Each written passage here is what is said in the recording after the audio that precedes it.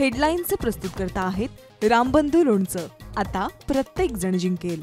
रामबंधू लोणचं. प्रत्येक बरणीवर संधी चार, चारही संधी धमाकेदार. आता रामबंधू लोणच्या सोबत प्रत्येक जण जिंकेल.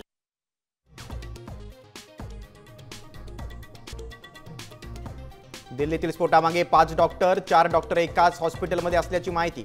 शाहिद नावाच्या एका महिलेचाही समावेश.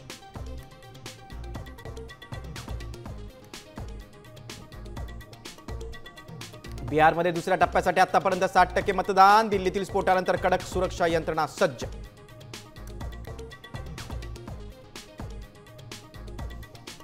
उपमुख्यमंत्री एकनाथ शिंदेंचा सुनील राऊतांना फोन. संजय राऊतांच्या तब्येतीची विचारपूस.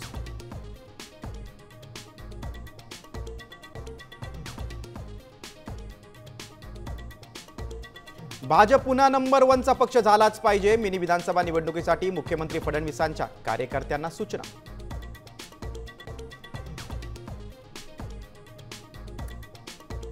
कोल्हापुरातल्या ताराबाई पार्क परिसरात दहशत माजवणाऱ्या बिबट्याला पकडण्यात यश. तब्बल 2 तास धुमाकूळ घातल्यानंतर बिबट्या जेरबंद. नागरिकांनी सोडला सुटकेचा निश्वास.